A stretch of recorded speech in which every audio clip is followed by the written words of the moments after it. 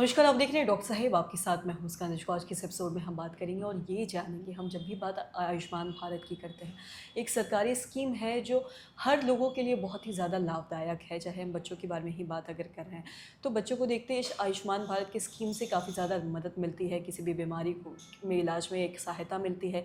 आज हम इस बारे में तमाम चीज़ों पर बात करेंगे और ये जानेंगे कि आयुष्मान भारत स्कीम में ऐसे कौन कौन सी बीमारियाँ हैं जो इंक्लूडेड है और क्या क्या ऐसी बीमारियाँ हैं जो इंक्लूड होना चाहिए, जो आज के जो हमारे विशेषज्ञ हैं बच्चों को पेडिट्रिशियन है बिहार के जाने-माने, आज उनसे हम तमाम चीज़ों पे बात करेंगे। और जानने के लिए आज हमारे साथ मौजूद है बिहार के जाने-माने शिशु रोग विशेषज्ञ डॉक्टर श्रवण कुमार सर। नमस्कार, बहुत-बहुत स्वागत है। नमस्कार। सबसे जानना चाहेंगे कि अगर हम बात करें बच्चों के बारे में, छोटे बच्चों के बारे में, आयुष्मान भारत स्कीम एक ऐसा स्कीम है जिससे हर किसी को लाभ मिल रहा है।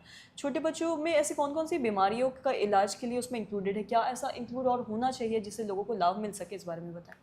जी, देखिए, आयुष्मान भारत एक जो नीडी जनता के लिए ये एक मैं कहूँगा जीवन दायिनी है। और जीवन दायिनी का मतलब क्या कि हम लोग देखते थे कि बच्चे जब समय से पहले होते थे, चाहे बच्चे को कोई भी जानलेवा बीमारी होती थी, तो गरीब आदमी तो हिम्मत ही नहीं करता था, हुँ, क्योंकि न्यू बॉर्न आईसीयू एनआईसीयू जो होता है थोड़ा महंगा होता है। इसमें बहुत एडवांस मशीनें रहती हैं और हर तरह की सुविधा रहती है, वेंटिलेटर हुआ, महंगी महंगी दवाई। तो उसमें कोई हिम्मत ही नहीं करता था। बच्चा को बीच में बच्चा एडमिट होता था, 1-2 दिन के अंदर ही बच्चा ले जाता था और घर में बच्चा मरता था। हुँ, और अब आयुष्मान भारत में कम से कम 5 लाख की जो एक इंश्योरेंस पैकेज है, उससे बहुत ही सहायता मिल जाती है और बच्चे का बहुत इलाज होता है, बहुत बच्चा। लेकिन एक सबसे कमी है कि हम लोग जीवन को बचाने का तो बहुत मेहनत करते हैं, उसमें हम बच्चे के पेरेंट और गवर्नमेंट सभी अपना पैसा, अपनी सारी ताकत लगाते हैं।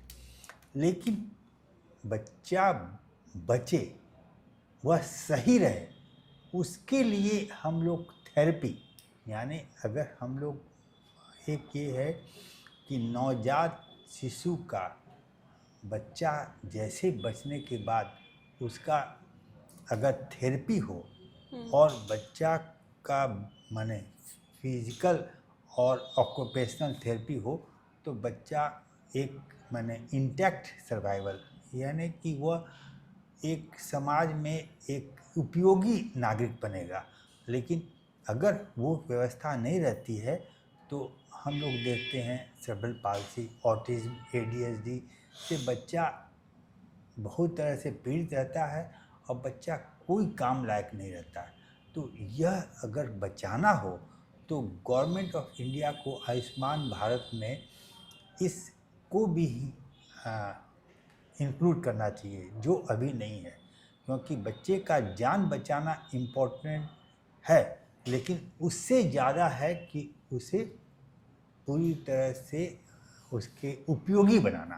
हुँ। तो इसलिए है कि अगर आयुष्मान भारत में हम लोग फिजियोथेरेपी और ऑक्यूपेशनल थेरेपी को भी इंक्लूड करें तो बहुत ही लाभदायक होगा। जी। सर, बहुत-बहुत शुक्रिया तमाम जानकारी देने के लिए। तो आशा करती हूँ मुझको जो तमाम जानकारी है आपकी लाभदायक रही हो, तो आप भी समझ पाए होंगे कि जैसा कि डॉक्टर साहब ने बताया कि आयुष्मान भारत कार्ड से किस तरीके से लोगों को लाभ मिल रहा है और ऐसे क्या-क्या और चीज़ें हैं जो लोगों को मिलनी चाहिए, क्या-क्या ऐसी बीमारियाँ हैं या क्या थेरेपी के बारे में भी सर ने बताया, ऐसी जिससे और भी जो बच्चे हैं जो किसी तरीके की अगर किसी को प्रॉब्लम हो रहा है तो उससे मदद मिल सकती है। तो आशा करते हैं जो तमाम जानकारी है आपकी लाभदायक रही हो। तो आज के इस वीडियो में इतना ही। वीडियो देखने के लिए धन्यवाद।